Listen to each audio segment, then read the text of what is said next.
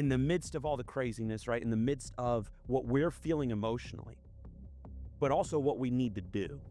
And sometimes they're separate. Sometimes it's at the same time, right? We are going through an immense challenge. I've seen that in your life at different times where as the church is going through a challenge, you and mom are going through a separate personal challenge. And in that, there's so many noises. How do you find ways to hear where you need to go?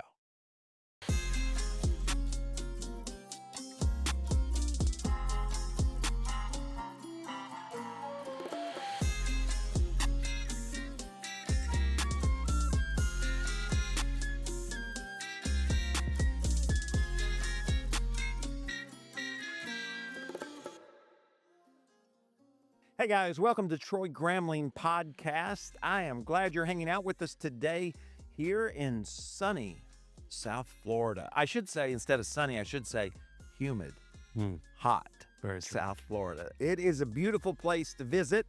It's a great place to live, but not much into the sun and the heat. So for that standpoint, and it is hurricane season. So this is I grew up in Arkansas. We had tornadoes, and you didn't know when a tornado necessarily was going to come. They'd tell you storms and that kind of thing. Here's the thing about hurricane. You know 2 weeks before it gets here that it's headed in our direction. And here's anything that leaves Africa is, in the beginning, is headed in our direction. So people kind of freak out. We've been very blessed the last few years. So if you're coming to South Florida, let me just tell you, don't come in September, because you're going to come and somebody's going to get on the news and they're going to talk about some big storm out there, because there's going to be one. Maybe it will hit, and it's terrible when they do, but more than likely it won't, because percentage-wise, right, they don't hit the same place over and over again, although they did in 2004. People left. There were so many hurricanes, but that's another story. Today, I have with me a rarity. Here we go. We have our co-host, Carson Lucas Gramling. I am excited to be here. I'm very excited. I am glad you're here. Here's what we're going to talk about today. Our heart and our desire is to partner with you to reach your potential. It's the reason we drop a podcast every single Thursday. We're in our third season already. It's the reason we do a live stream and produce the other content. It's the reason we wrote a book, I Want You to Win. And there are two types of wisdom that I've really been thinking about and talking about. One is the type of wisdom that's very prevalent. Most success books are about the first type of wisdom. They're about what you need to do in order to win. Marriage, win at friendships, win at business, win at money, right? You need to win. How not to make mistakes that will keep you from winning. And that's great wisdom. The Bible talks about that kind of wisdom. But there's a second type of wisdom, I think, and you can make up your own mind, but I think it's neglected. And Carson and I are going to talk about that. The book of Proverbs is known as the book of wisdom. And the wisdom writer says this: where there are no oxen, the manger is empty. In other words, you don't have any oxen, they don't make a mess. But it says, but from the strength of an ox come abundant harvest. In other words, if you want to have success in the field, you want to have a bunch of whatever, apples or grapes or corn or whatever it is, you want to have a bunch of that, then you've got to have the oxen. Yeah. But don't be surprised that oxen make a mess. Yeah. And I think that's the kind of wisdom we don't talk enough about. That's good. We don't talk enough about how success comes with problems. Life is hard. And, even in like ministry, in the church, we spend a lot of time talking about how life is hard because you've screwed up. And sometimes it is. But you can do everything right. Marriage is still going to be difficult. Parenting is still going to be a challenge. Success is still going to be frustrating at times. So what I want us to talk about is, what kind of wisdom do you need to deal with the oxen's mess?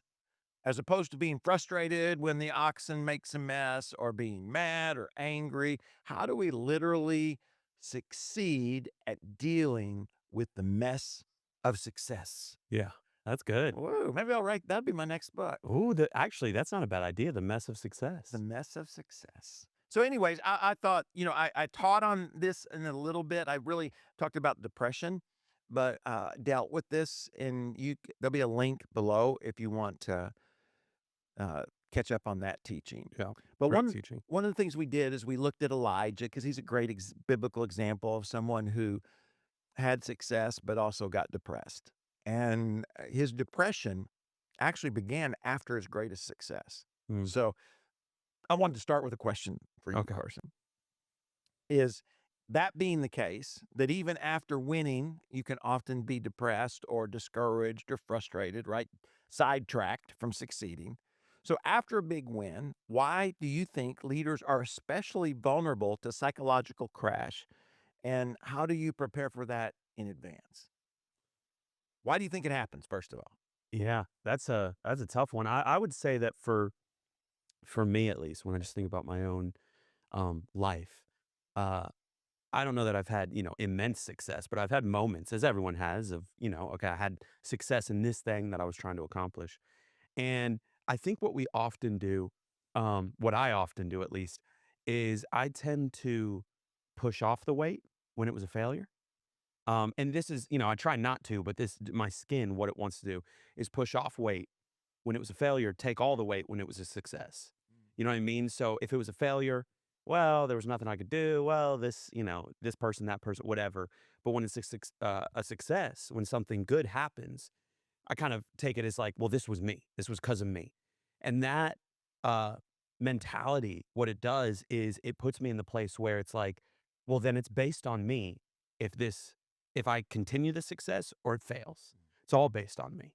And I think that's where it can get into a really difficult place is when you think continued success, when you think your current success comes from you. You said something recently, and I don't want to, you may be talking about it later, so I don't want to steal it from you, but just to kind of roughly give the idea of what you talked about is sometimes you can do all the right things and still go through immense challenge. You can parent the best, you can lead the best, you can say all the right things, you can prepare, you can read the books, put in the work, and yet still you don't experience what you thought you were going to. And for me, there's a big part of understanding that, yeah, it's as much, there's things I need to do. I'm not trying to remove responsibility. Um, but God's going to be the one who brings the success. And I think when we keep that in our minds, when we keep centered around that, it makes it much easier to handle. But I see a lot of times this depression come from this overwhelming feeling of weight of, well, whether or not, I'm going to continue in this success is fully based Mhm. on me. So if I don't, then I'm a failure. And if I do, then I'm great. And that's just a lot to, I think, manage. Uh, If you think success, why do leaders, why are we given to um, deal emotionally not very good with great success? I think it's because one, the higher you are, the further you have to come down. So if you think about Elijah, he had great success. He defeated almost 1,000 prophets. God threw fire down. I mean, that's a big deal. Eh, That's why I think you see success like a lot of times after people have a baby, right? And there's this thing called postpartum, and some of it is, um, you know, hormonal and that kind of thing. But often there's a discouragement after a vacation, or after a move or a new job. In other words, great success. And I think here's the reason. I think it's because that's not reality. Yeah. The joy of watching that baby born, especially the first child, that's not where anybody can live 365 days a year. You can't live at vacation. I mean, even if you move to where you were on vacation, it's no longer vacation. Yeah. And so the more, I guess you could say, the higher your success, the further away it is from reality of everyday life. Yeah. And therefore, I think it sets itself up if you're not ready for that. Yeah. It's like when you see that child for the first time and you're like, "Oh, this is the way it's always gonna be." You know what I mean? "Oh, Yeah. I can't believe I'm a parent. I can't," right? But then that's gonna keep you up at night. Yeah. They're gonna get sick. Absolutely. They're gonna make bad decisions when they become teenagers, right? All of those things are gonna happen And it's true with no matter you start a business, it's the first day, and Right. you have a great crowd. Let's say it's a restaurant and your lunch, dinner service, you're full at all of them. Yeah. You make a great profit. Everybody's happy. Well, that is something to celebrate, but that is a long way Yeah. from everyday reality. Yeah. And so the fall is going to happen. There's nothing I don't care if you do it now, if you do things terrible, you can fall right into the gutter, right? In other words, you can fail. But not being able to live that kind of success on a daily in a daily is not a daily way is not failure. Yeah. It's not failure that, it's like your wedding day. He or she, you look and they're walking down. Well, I guess if you're the guy, it's the lady walking down the aisle, and you're like, and you get all this emotion, you get all this feeling, and people talk about going on the honeymoon. Everyday life, I don't care. It can't be that way. Yeah. And so if your expectation is that it's going to be, it's like the dude, like we looked in the scripture, who's expecting to go get enough oxen to plant acres of some kind of crop and expecting the pen To be to clean. Yeah. always be clean. Yeah. It's going to lead to discouragement, frustration, depression, Absolutely. questioning. Am I doing it right? Am I doing? And so I think that it's so important to be prepared for that. Yeah. And not in a negative way, because I can get there. I can be, man, this weekend was awesome. It's like, well, just wait till next week, or, Yeah. that's not a good place either.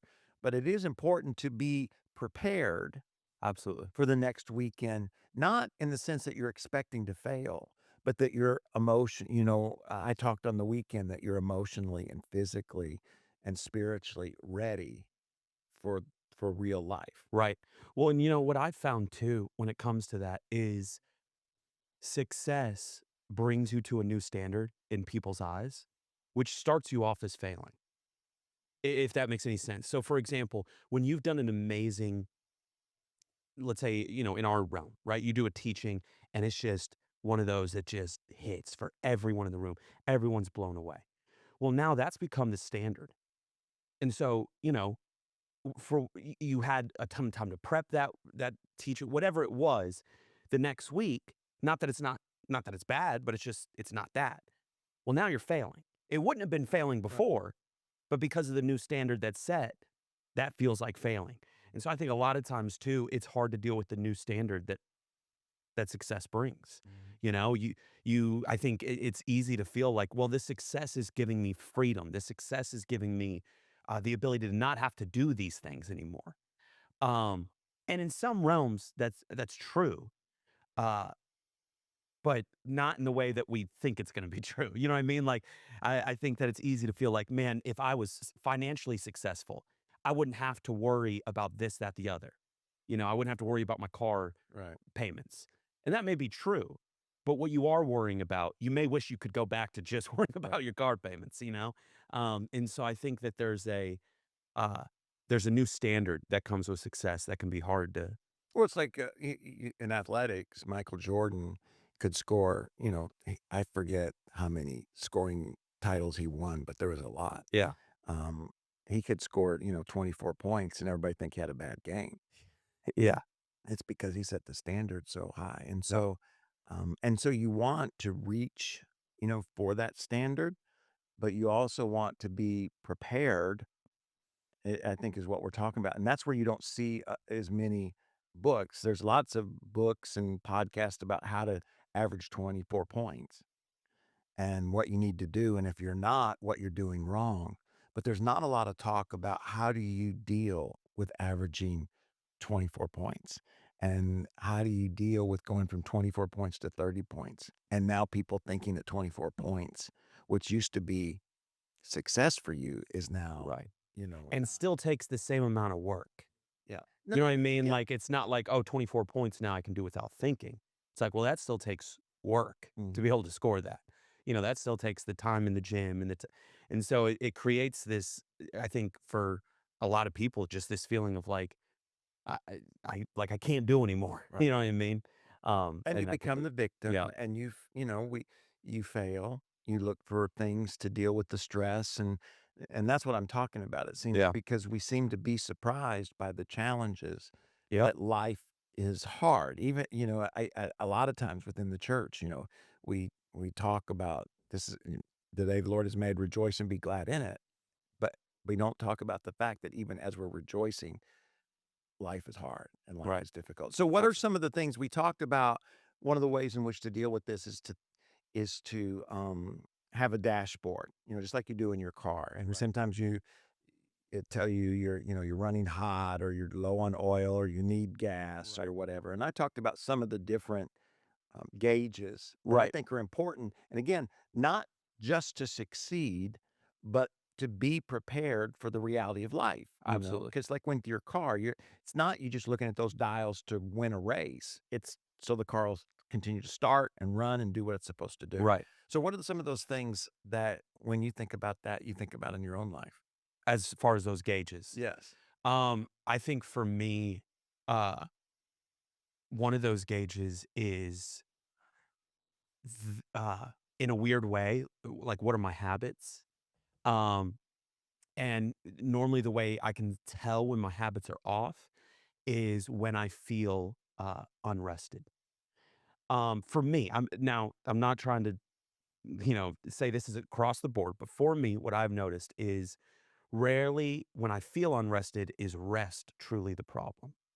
What I've found is it's habits that I'm implementing in my life that are making everything feel like work. Everything, and by that I mean everything feels like I'm not enjoying this. I'm just doing it. Um, there's always going to be that. There's no way to escape that. But I think that there's certain things that you do that you don't want to do, but on the backside of it, you're glad you did. You feel better about yourself. And I find that that rejuvenates me. It's not necessarily, while we all need to rest at times, it's not most of the time for me, it's not that when I'm feeling that way, it's not like, oh, I need to take a vacation or oh, I need to get away. It's no, there's some things that I'm avoiding because I don't want to do them, but that's what's going to rejuvenate me. Right. So it's, for example, maybe I've handed something off to someone that I need to be owning, but I don't want to Mm. because I don't like doing it, but it's doing that thing that's going to rejuvenate me, that's going to restore me. And so when I start feeling tired I can see it on the dashboard like, okay, you're getting tired, you're starting to get frustrated. For me, it's that like that light goes off of, okay, well, what are your habits? What are you avoiding? What have you cut out? For a lot of people, that's the gym, right? Like it's like, okay, much as you may not want to go, when you go, you feel better. And even though you may be sleeping less because you got to wake up early to go and you're working out hard, so you have less, you're expending energy. Mhm. Weirdly enough, I think it's the way God created us, yet you feel better going throughout the day than had you have gone on a vacation, you know? Again, I'm not saying vacations are bad, but I just think that there's for me, I've in this season, I've really thought about rest differently in that way. And so that's one of the gauges that I try and pay the most attention to. Yeah, and I just want to encourage our listeners and those who are watching to think of it. Even with rest, a lot of times pilots have to get a certain amount of sleep because if not, they'll make Yeah. bad decisions because And, it's proven. and there's a lot today in like, there's a big movement of sleep. Right. Like which makes it really hard to have these conversations I've found because there's this immense movement of sleep. So it's kind of become the idea of what you probably grew up on, and I would say was still kind of the case. It's really been more so recently that this has become a thing. And again, I'm not anti-sleep by any means, but it's just interesting. Like you would have grown up on wake up early. Like that's how you're going to get better is wake up early. Whereas now it's well, but don't wake up early at the cost of losing your sleep. And again, I'm not saying about which is, but there is that difficulty that I think rest does get twisted in people's minds. Well, and I think whatever statistics are out there when it comes to driving or flying a plane and whether you're rested or not. Um, but again, that's where people tend to focus, and that's focusing on that first aspect of wisdom. Yep. This amount of rest will keep you from making bad decisions. Okay. But I think the question that people have to ask is how much rest do I need to effectively deal with life? You know what I'm saying? Like, no matter if you make every decision right, your co-pilot, may be an idiot, or the weather may not participate. I mean, if you're a pilot, you're going to deal with bad weather, and to me, again, we spent a lot of time thinking about, well, how do I make good decisions in bad weather? And I'm saying that's incredibly important. But how do you make good decisions today so as to effectively deal with bad weather? Right. And I It's because not trying to avoid bad weather. right. You want to do that, of course, but sometimes no matter what you do, you're going to be in some turbulence, you're going to be in the storm, and you got to be able to navigate it. Because I think of it as someone who speaks a lot on like Sunday and then ministers to people. So you're emotionally drained. And what I have noticed, for my decades of ministry is then therefore on Monday, it doesn't mean that I can't work or I can't, but I know that I am emotionally not most prepared for um, uh, delicate or relational stuff. Right. That it takes time and patience and all of that. So, but that I know that that's going to happen at times on Monday. So how do I, especially like when you guys were young, or Steph and I are struggling maybe financially, we got a medical bill or something, or the church, is struggling. So for me, there's a few things that like I've done. One, Steph and I were talking, and one of the things is I don't look at the numbers on Sunday or Monday. And because not just because if they're bad, but if they're good, they're going to overly impact me on either day. So, I mean, on either way, whether they're really good, um, or whether they're, really bad, whether that be attendance or whether that be Right. offering or whatever. It doesn't mean I never know if, oh man, that service looked big. Is there Right. You were in there. people? Yeah. You have an idea. Oh But yeah, sometimes you want to know some of that stuff, but I'm just saying on a normal basis. And the reason is because I know I'm going to overly react to those things, hmm and I'm going to carry that with me right. then into Monday. And I'm going to be ill prepared for the stuff I have to deal with on Monday. Now, because we usually take Monday off, we used to work on Mondays and take Friday off because we had service on Saturday and Sunday and worked all day. But so that's something I intentionally try to do. The other is to know my first reaction on Monday may not be the right reaction. Yeah. You know what I mean? So I'm trying to be wise about not per se keeping life from happening. I'm not Right. going to climb into the closet. I'm not going to do those kind of things. But that way, if somebody cuts me off in traffic, which is likely to happen, or that way, Yeah. if Here in South Florida, there's no question about it. any of those things, I'm ready, even though I might be emotionally tired or physically, I'm ready for it because I'm trying to use wisdom to to take care of the oxen as opposed to being surprised the oxen are creating Yeah. a mess. And at different times in your life, you have to do things a different way to be able Yeah. to do that. The leading from the depression that he feels after this moment, um, Talking about Elijah. Elijah, right? And it's interesting too because he is post success facing the possibility of being killed. And so it's just again that idea that there's just no way to have it clean. And you know what I mean? Success brings even more. Mm. Like as you said, the bigger success, the bigger um the harvest, the more oxen you need, which makes a bigger mess in the pen. Um and um there's as he gets to the cave, you kind of talk about how there's multiple kind of different noises, different things that happen within the cave. But it's the gentle whisper where he hears God. And while we work in the church and our lives revolve around the spiritual, revolve around our relationship with God, maybe there's people watching who don't. But I think that there's a connection to the idea that sometimes it's hard to hear where we need to go. in the midst of all the craziness, right? In the midst of what we're feeling emotionally, but also what we need to do. And sometimes they're separate, sometimes it's at the same time, right? We are going through an immense challenge. I've seen that in your life at different times where, as the church is going through a challenge, you and mom are going through a separate personal challenge. And in that, there's so many noises. How do you find ways to hear where you need to go? Mm. Yeah, I think the temptation tendency is to run from the chaos. Yeah. And if you read Elijah's story, that's what he does, Right. right? He has a great win, and then he has a loss, and he runs from the loss, he runs from God, he runs from everything.